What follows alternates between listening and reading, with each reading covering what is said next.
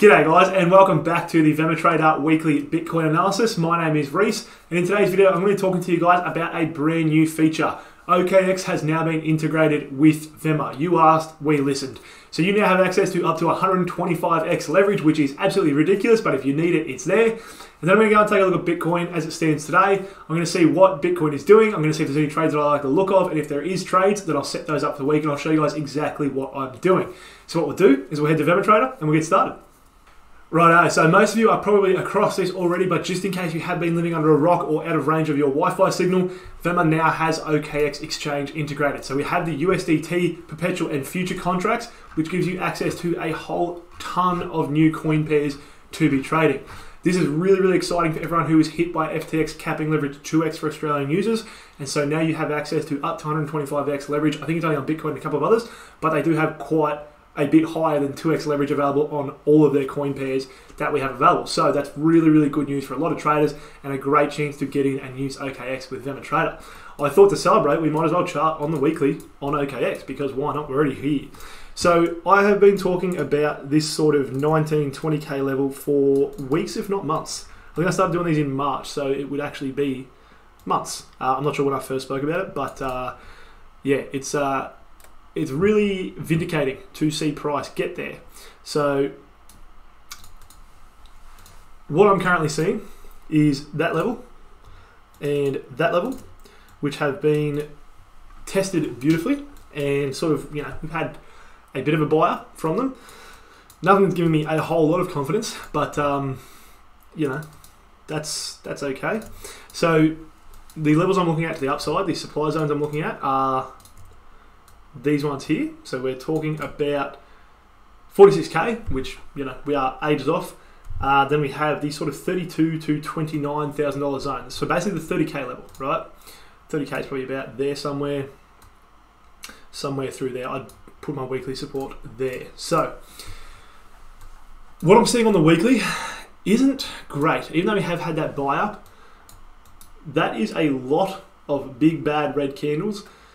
We haven't had a big buy up from here, and to be honest, I don't think I've spoken about it in videos as such, but in messages to friends, I have spoken about Bitcoin potentially going to 8k. I mean, I've spoken about Bitcoin going to zero as well, right? Like, you know, it's silly to think that Bitcoin will never go to zero, because it definitely could. So, you know, don't go thinking it can't go to zero, because it absolutely can. But 8k is a level that you know, it's potentially on the cards. I would genuinely be surprised to see 8k hit.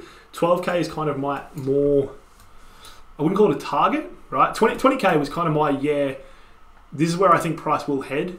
12k is my, like, I think it's silly to not think that's possible, just based on a few different things.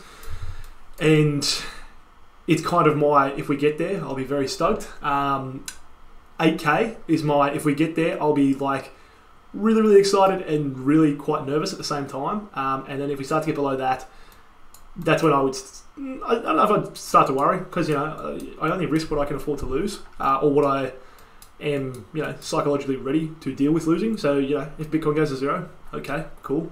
You know, I'm not gonna be stoked, but I'm definitely prepared for that scenario. So yeah, what I'm seeing on the weeklies at the moment is, you know, we are holding this 20k level. We're not holding it very well. We're not seeing a ton of buyers step in, but there certainly has been buyers step in. That's why I've got this big wick here.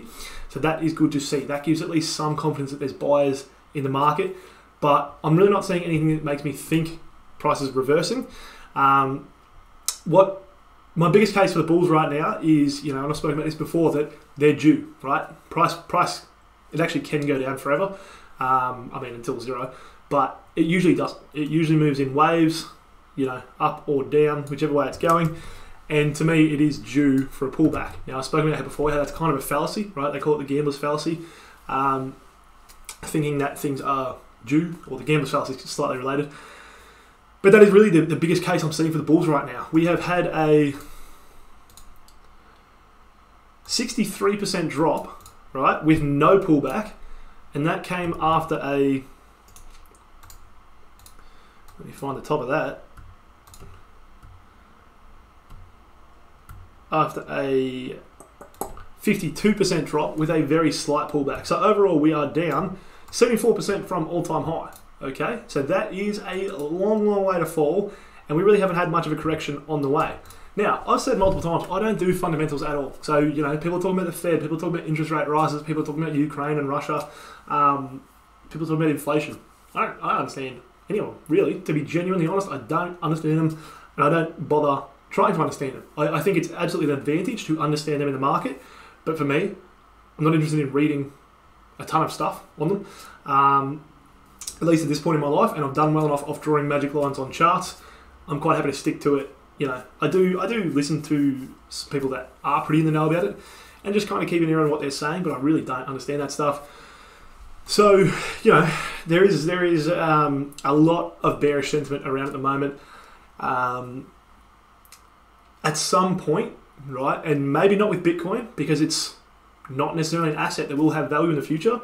You know, we're not talking about a bag of corn, like something that you can eat. You know, but it does remind me at the moment of the whole "be greedy when others are fearful" quote from Warren Buffett, right? There is a ton of bearish sentiment coming out after the market has already fallen 75%. I'm not saying that we're turning around here at all, but I am saying that I don't mind the fact that we're at 20k, and I would not mind the fact that we might be heading to 12. So, long story short, what I'm seeing on the weeklies is, I might have said long story short about 5 minutes ago and then just kept talking, but what I'm seeing is still, you know, now for the first time in a while, I think a move up is probably more likely than the next move down, but I don't expect it to be a huge, price is reversed and we're heading to all-time high. If I really had to be picking months in advance, something like that is what I'm kind of thinking I might see. And it wouldn't surprise me really to just see price continue melting down and heading lower. So that's what I'm seeing on the weeklies. Righto, so here we are on the daily, and I have scrolled way back to December of 2020 to find the levels that I'm looking at. So I always find it so interesting that, you know, TA from years ago can be respected really, really well in the current time. There was a DXY line that I drew once that was, I think, over 5 years old, and it was respected to a T. So it's really cool to see those things happen, and that's why, like I said in that last little section, I'm quite happy to just draw lines on a chart and not worry too much about fundamentals, because lines on a chart can be really, really powerful. So that said, the levels that I'm looking at are this zone here from about 18,200 to 17,500. This zone here, which is about 17,000 to 16,000, and this zone here, which is my favourite zone, which is about 16 to 15,700. It's a pretty small zone, right? Quite a small zone, but the reason I like it so much is it was retested, and then price went and launched beautifully. Now, the retest didn't lead to the launch directly, because we did come up, retrace a bit, and then launch. But that's what makes me like this zone a whole lot, right? Because that was essentially the birth of that entire move. You can see we really didn't retrace for a long time after we rocketed out of that zone. So I quite like that zone. Now, I have also drawn some further to the downside, because I think if we do break these levels, you know, we could fall quite swiftly. There's a zone here, right? I did draw it in before, but it makes the chart really ugly, which is not the best reason to get rid of a zone, but it's not a zone I love. So I was like, I'm just going to get rid of it, right? I would rather not see it. But one thing to consider, especially when you think about this zone, I'm more looking at this zone for this reason, but this zone is definitely, you know, potentially valid for it, is that a lot of people were probably buying off 20k. I know I was. I had buys on 20k. A lot of people were potentially buying off 20k. A lot of people potentially buying off 20k on leverage. A lot of people probably have stop losses below these levels, maybe even below that level. So if big players want to pick up a lot of sell liquidity, they might be looking to push price down through those levels and trigger a bunch of stops, because those stops are a bunch of sells, and that allows them to buy, because when everyone sells, the big money can really buy, and they can get massive volume to get their positions on. So there's a chance that they try and push price through this zone, and, you know, potentially come down to this zone or to this really nice small zone there to hold, wicking out, you know, anyone who's bought at 20k or around that region. Further to the downside, I've pretty much just refined my weekly zone with a couple of daily zones, and there's this one here at about 13k. About 13k, that it's a funny zone for me, because it's a pause zone, which is usually not my favourite kind of zone. I much prefer pivots, but it was really well held. Once we pushed through it, you can see it was tested multiple times, and then led to a huge run. So, excuse me, it's definitely a level that I want to watch. It's a level that I want to consider, just to see what price does when it gets there. You know, I'm not necessarily going to buy directly off it and hope it holds, but it's something that I want to keep my eye on. And then there's also the daily EQ at about 12k. Now, that looks kind of messy when we're zoomed out. There is a lot of blue lines there. So I will try and zoom in, and I'll just delete this one. You know, I'm not going to use it to place trades. So while I do think it's a valid zone, and I do think it could definitely be interesting, especially if we do punch through the zone and hold that perfectly, it's just annoying me right now. So I'd rather just have a cleaner chart. It's not my cleanest chart, but I'd rather have a cleaner chart to look at. So you can see that that level that I spoke about that led to the huge push has been beautifully respected, right? We did week through it, which is a little bit of a worry because it's not likely to hold if we head back there, but price bounced really, really well off that zone. Essentially, you can see buyers stepped in there. They haven't stepped in a whole lot in terms of if we're looking at, you know, the candlesticks. We have tweezer bottoms, so these 2 wicks there can be called tweezer bottoms. Not a pattern that I trade, but it is a bullish pattern. So potentially we're seeing buyers step in, and we might be on for a bit of a retracement. Where to, who knows? My supply zone is still this one here. That would be really my key zone. And then there would be sort of a weaker zone. I mean, there's kind of a weak zone here, right? Because we paused and then had a huge engulfing. There's probably a 4-hour zone that will represent that better, but you know, you could draw a daily zone there and it wouldn't be ridiculous. Lines up with the 32 fib, although it's at the top, which is not my favorite way of seeing things. I'm going to leave that because there is probably a 4-hour zone that I'll put on there. There would also be a daily zone. We've got one here and one here, but I'm not too fussed about these. I don't think price is going to get back up there this week. It could, you know, we could see buyers really step in, but just based on sentiment at the moment, I'm not hugely bullish on Bitcoin. But again, we are due for a retracement at some point. And finally, we come to the 4-hour, which, sorry guys, bad news, is kind of boring at the moment. I'm probably not going to have, or I definitely don't have any trade setups for you guys this week. Now, I'll run you through why that is. So immediately, right, I always like to start on the big picture and zoom in. So, you know, you saw what I was seeing on the weekly, you saw what I was seeing on the daily. We've plummeted. We've fallen 74% without much of a retracement. And I think it was 50 or 60% maybe without any retracement.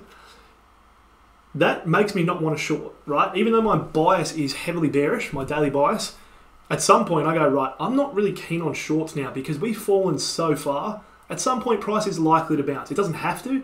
There's no guarantee, but at some point it's likely to bounce. And the further down it comes, the more likely it is to bounce at some point. You know, now you could have said the same thing about Luna, and then I'm sure people did buy into it. In fact, I threw $200 at it when it was really cheap. So I thought, well, why not? If it does bounce at all, I'll be laughing. And then it proceeded to go to zero, and I, you know, that 200 is worth about 2 cents now. It is what it is. That said, well, I mean, that's kind of the thing, right? Sorry, lost my train of thought a bit there. But yeah, so I hate shorting the bottom and I hate buying the top. And right now, I feel like, even though this might not be the bottom, it is, the lower we get, the higher the risk and lower the opportunity of placing shorts. Because if that retracement comes, you're stuck. You know, if you're in a short from here, you get caught out. I also am not really interested in buying because my daily bias is so bearish and my weekly bias is extremely bearish, and you know, everything is just plummeting. It'd be crazy to try and catch falling knives at the moment in your trading. So I am not. There is really no trades I like the look of on a, I wouldn't call it a macro picture, but you know, like those are the things I think about before I even look at what am I seeing on the chart right now. Those are the things that influence my decision. And so I get to that point and I go, right, I'm not trading for this week. There's just nothing, or certainly not trading my usual 4-hour strategy, which is what I you know, run you guys through here. So those are things I think about before I even really look at, you know, supply and demand and those sorts of things. Market structure is king in my opinion. I thought it was dumb when I first heard about market structure. I was like, yeah, it's easy as, you know, it is one of the easiest things to draw on a chart in trading. Thought it was dumb, and it was by far the best thing that I introduced to my trading, was using market structure and having a bias, having a high time frame bias. So yeah, that's just to give you guys a little bit of insight into how I think about things. That is definitely what I think about before I even look at levels. So now that I've done that, if I am looking at levels, these are levels I'm looking at. So there is a couple of 4-hour EQs. Now some of these I've gone way back to find. I think these two here, I mean definitely this bottom one because we haven't been there in a long time, and this one here, This one here, I actually had drawn probably about there, so we're talking about 23,000. And then when I went back, it's just much more refined at that slightly higher level. And you can see actually, it's kind of acts as a flip, right? Held a support there, then it became resistance, and kind of resistance there, probably a little bit front run. In terms of supply and demand, my old faithful friends, there is a demand level here, right? It is extremely weak. It's not one I put really, not even really, it's not one I put any faith in, but we had a big buy up from that level. So that's something I always like to see. There is a pivot there, but the fact is it hasn't yet led to a change in market structure. Doesn't really, give me much confidence in that level, and especially given the overwhelming onslaught of bearish sentiment and bearish movements in these markets, not a level that I'm really thinking is likely to hold if we do head back down there.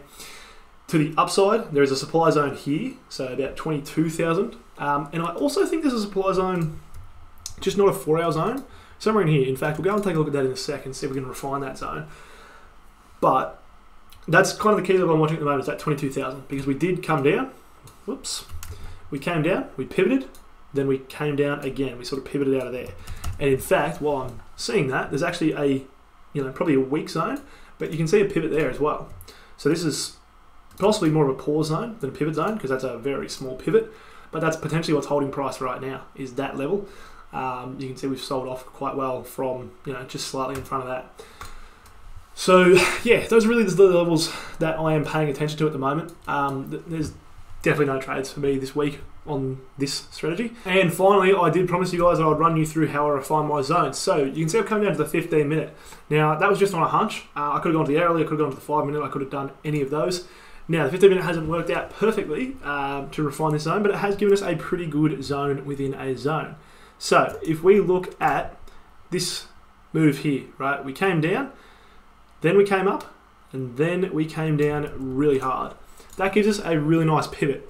So my zone from there would be about there. And you can see that that level has been beautifully retested twice before we really fell out of there. So I think that is a pretty strong zone for a 15-minute zone, right? I'm not expecting a weekly evening star to form because that zone holds price.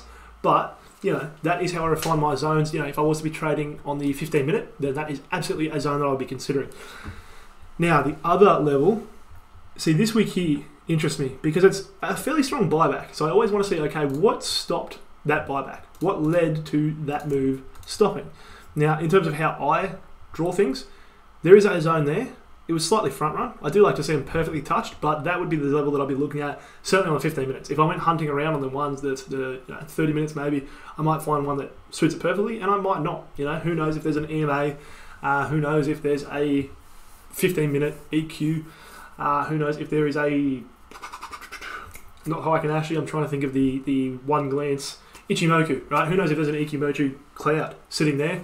It's really easy to attribute things to what you use in the markets. I always think things are because of supply and demand, and then every now and then someone will send me a chart and I'm like, oh, the 200 EMA was right there, and it did reject off my supply, but who knows if it was actually the EMA or it was a combination of all those things. That's kind of how the market works. Different traders see different things, so that's why I really like to see when they're lined up, right? When supply lines up with an EQ, with a trend line, with a fib, I love to see that because that's potentially 4 different types of traders all looking at that level to long or short their trades. So, there you have it, guys. There's no trades for me for this week. It's not a bad week to take time off the market, especially if you have been hit hard, like I spoke about last week. If your head's not great at the moment because of the market, the best thing you can do, in my opinion, is not trade. Walk away. Maybe paper trade. Paper trade is a great one because you're not actually risking any real money. It just gives you a chance to sort of keep practicing in a risk-free environment. But certainly, if your head's not great due to the markets at the moment, the worst thing you can do is trade with real money because you're more likely to make mistakes, your psychology's out of whack, you're more likely to muck around with your risk management, you're more likely to do dumb things, and you're going to beat yourself up even worse than normal if you do those dumb things in the first place. So, that's it from me, guys. Hopefully you're having a great week. Hopefully you are enjoying OKX. Happy trading, and I'll speak to you guys very soon.